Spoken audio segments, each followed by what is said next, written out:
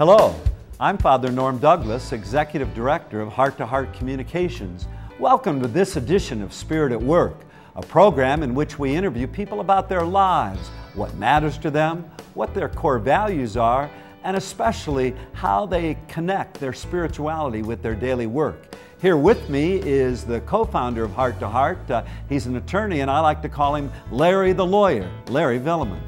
Hello. And I know you may think that a lawyer and a priest talking about spirituality in the workplace might be the beginning of a good joke. But years ago, Norm and I got together and explored the question, how do you practically connect faith, values, ethics with the work that you do, with everyday life? We'll be right back with our guest to explore that further. Welcome to this edition of Spirit at Work. Today, our guest is Doug Kohl, President and CEO of the Akron area YMCA. Good to have you here, Doug. Oh, it's great to be here with you. Thanks. I know a focus that we have for today's show is servant leadership, and want to ask you first, how were you introduced to that concept, or what drew you to that? Maybe some understanding for people to have even of the concept itself. I think it came from my faith-based background, certainly, but I was exposed to one of the early writers on the subject of servant leadership was Robert K. Greenleaf, and at the time, I worked at the YMCA in Indianapolis, and that's the home of the Robert Greenleaf Center. And so I started reading some of his writings. His basic little treatise was a book called The Leader as Servant, and that kind of started this whole movement of examining how we serve. The unusual thing about Robert Greenleaf is that he didn't come from the faith-based community. He came from corporate America. He came from AT&T in the 1950s. He was writing about this concept of servant leadership, the leader as a servant. And boy, you know, that was the peak of command and control. That was Ford and General Motors and AT&T, who he worked for. And so I'm sure, I just imagine the times that he was really speaking as a voice against the wind when he was first beginning to talk about this topic. A little background with your involvement locally here with YMCA, and if you don't mind, you had described the organization when you arrived here in town as having one foot in the grave and the other on a banana peel, so to speak. And now, boy, we see the building going on and everything else, and the success that you've achieved on behalf of the YMCA. To what do you attribute that along the way? Well, there's two things that I would immediately express. The first is collaboration. There's no way we would have achieved the increased service that we deliver in this community without the concept of collaboration, putting aside your own personal interests in the interests of a group. And Mark Scheffler, the CEO of Leadership Akron, recently referred to me as a serial collaborator.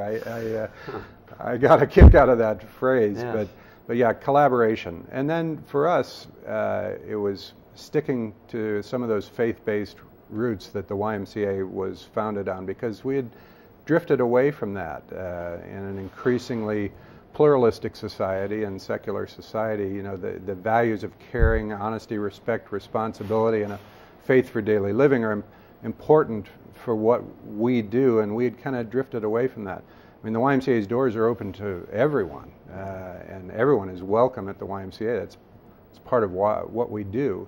But I think that those two things, the values and the collaborations, were the two things that really have been instrumental in our success. You know, if I can do a follow-up, I know that part of your collaboration has been with any number of faith-based organizations and other businesses and organizations in our community. How have you been able to break through some of the religious or doctrinal differences in order to truly collaborate and achieve the success that you've achieved? Well, I think that, you know, it's kind of the essence of even the character counts movement. I mean, the values that are inherent in our faith-based roots are values that can be embraced by anyone. And so when it's caring, honesty, respect, responsibility, and a faith for daily living, we know that those things help grow healthy children and healthy families and healthy adults. And so, it's funny, when I've collaborated with government entities, sometimes we try to play back, the values, so that, but the YMCA is looked at as motherhood and apple pie. And then when people come back to us and make comments, like one specific school board member who came back and said, and one of the reasons I want to collaborate with the YMCA is because of those values. And I'm saying, we should never apologize for our values. And that goes in the, I believe, in the for-profit world as well as the not-for-profit world. If you can't articulate and live by a common set of values, then we're all in trouble. One of my other favorite authors on leadership is a fellow named Max De Pree. Max De Pree wrote a couple of books. Leadership is an Art was his first one, and Leadership Jazz was another one. Now, Max De Pree was the head of a huge office furniture company, and so, but his comment, one of my favorite quotes from Max De Pree is, "The leader's first job is to define reality. His last job, or her last job, is to say thank you. And everything in between is to be a servant leader." And, to run a Fortune 500, furniture company like Herman Miller Furniture and believe in these kind of values was really, that had a huge, profound effect on me as well, as far as developing leadership style as I moved through my career ladder. Mention a few more specific attributes that you believe servant leaders are called to have. You obviously mentioned a few core values. Are there other attributes you can think of? Well, I think that, Greenleaf also said that leaders have to have a dream. And I think that every leader has to have a dream, whether it's you consider it a small dream or a large dream. I think you start with that vision thing, and then you can move forward as the servant leader. One of the things we found when I came to Akron was that for so many years the YMCA had relied on the largesse of the rubber companies, that they hadn't really established where they were headed or what their dream was, or why we should be better, why should we improve our facilities. Well, we refer to our facilities as simply tools for the community. I mean, we have a new YMCA on Market Street, which was a collaboration with Summa Health System. I mean, a wonderful collaboration. But the exciting thing now is we've been able to hire our first outreach worker who works in the neighborhood, the University Park neighborhood, and that position is about a month old.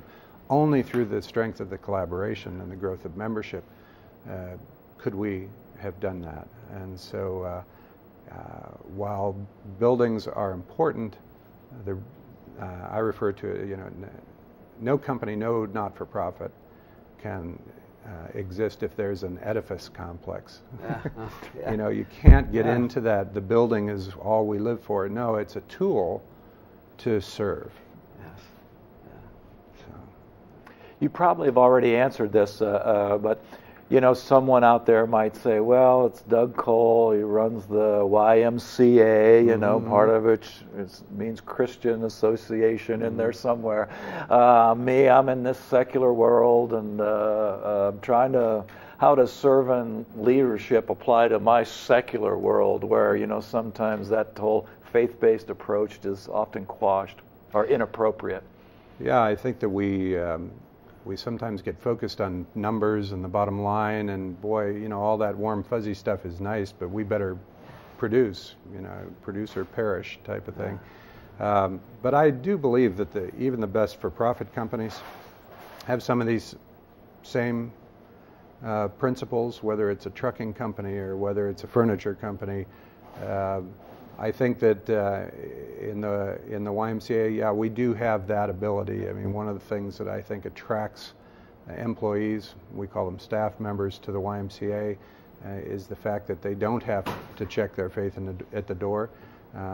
But yet it's an organization that's open to people of all faiths or no faith, and everyone feels welcome.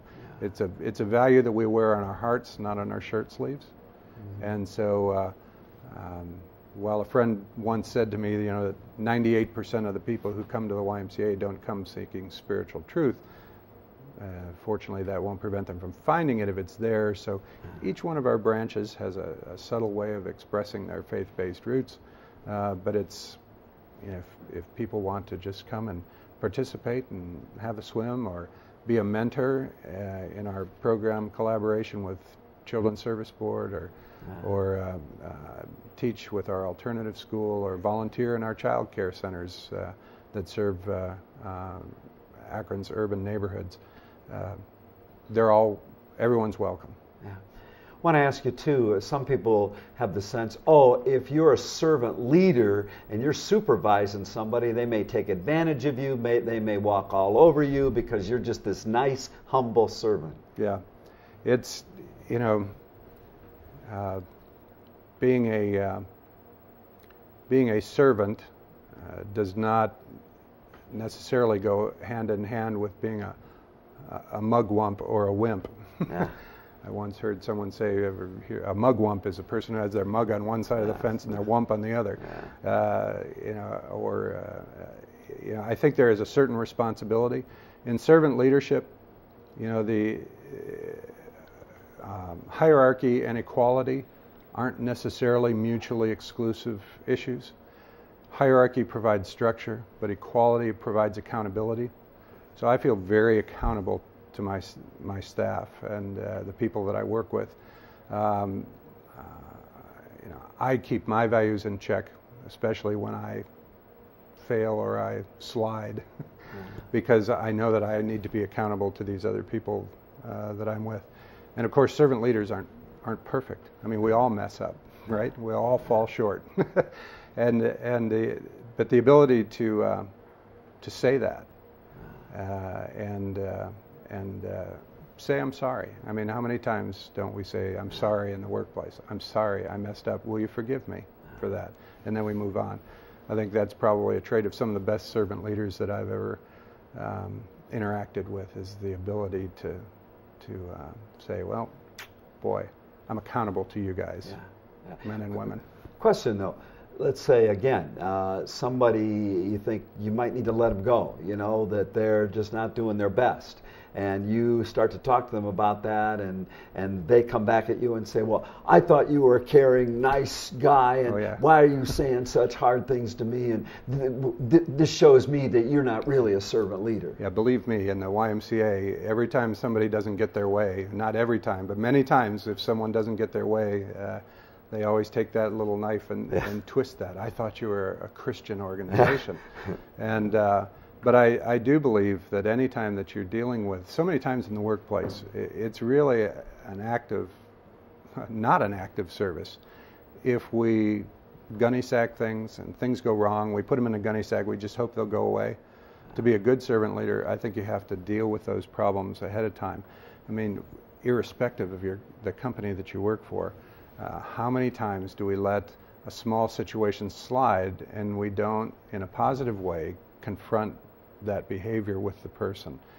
Because I always say that if it's time to part ways in an employee situation, that person should clearly understand that there's a problem before the parting of the ways. And so, as trite as it might sound, you know, always treating people as you would want to be treated really applies in the area of the annual review, the performance review, the corrective action. Our goal, I think, if you're a servant leader, is always to correct the behavior, is always to move the person in a positive direction. It should never be punishment.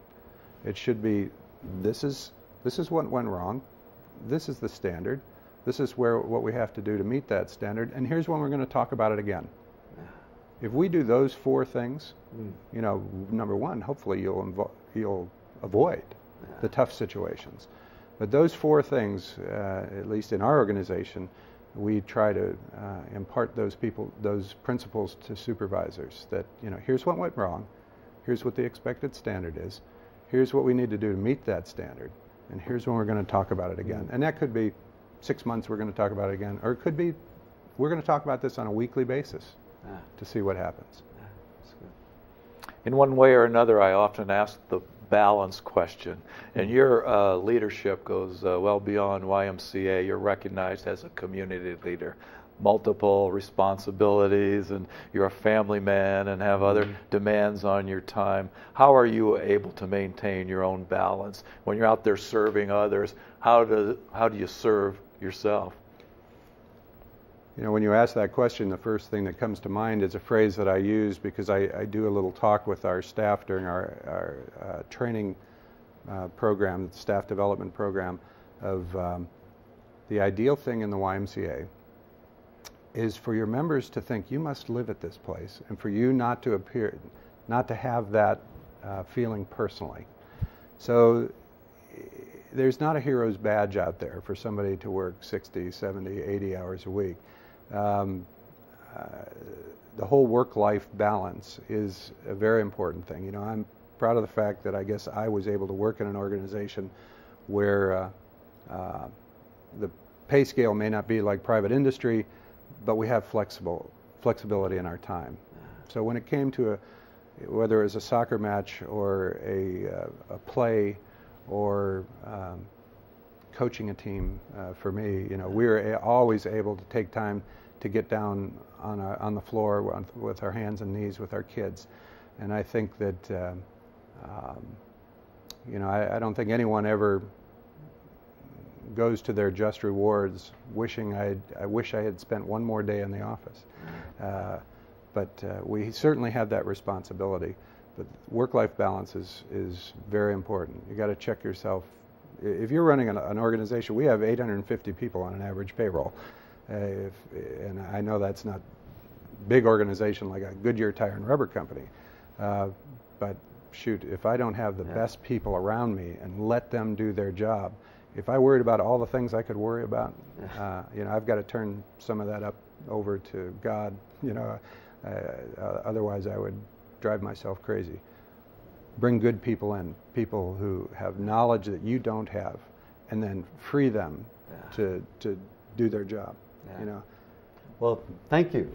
Actually, gosh, we've run out of time, but so much wisdom and your own example too, and we're real grateful that you served us by coming here today.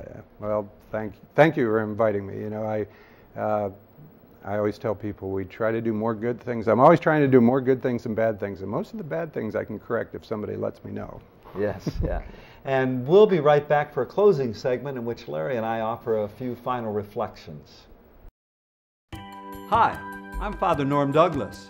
And I'm Larry Vuillemin. We founded Heart to Heart Communications to strengthen the connections between people's inner spirit, ethical values, and daily work. We believe that this focus upon the inner development of individuals is a necessary foundation for enhancing workplace relationships, purpose, ethics, wellness, and productivity. Heart to Heart Communications offers values-based leadership development programs that exist to guide and inspire employees, especially leaders who want to make a difference. The unique curriculum is grounded in the belief that there's a strong connection between employee personal and spiritual development and the vitality and success of every business. You may not know who we are, but you do know who you are and what you believe in, and how you feel about the importance of living out your values in a vital work environment. Let us come into your company and show you the benefits of a more productive and creative environment. Work can become more exciting, more purposeful, and more fulfilling when employees are growing individually and together. Consider the idea of a 60 to 90 minute program on renewing the purpose and spirit of your relationships at work. Call us, email us, get in touch with us. We'd be happy to connect with you.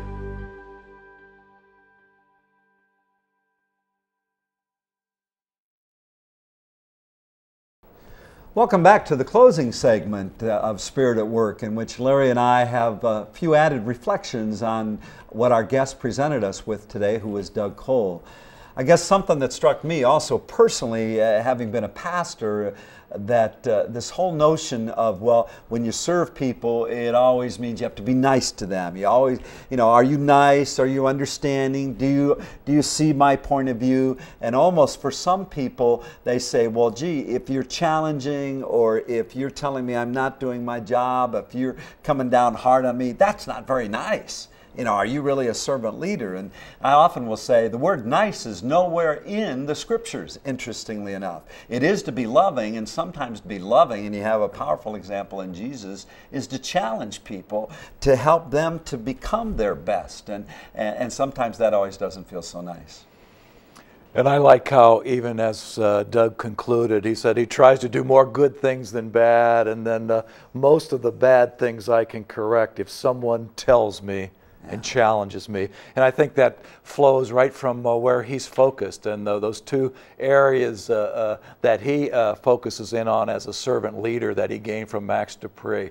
One, define reality, and two, say thank you, and in between, be a servant leader. You know, we need the reality checks. We need somebody to give us perspective, to challenge us, because sometimes we do lose our way. And if Christianity is anything, it's about a way of life, a way of doing business, which is universal and not, you know, exclusive to Christianity. And that's why I appreciate how Doug is such a community leader as well, you know, breaking through all kinds of religious barriers, because he focuses on basic values which are universal.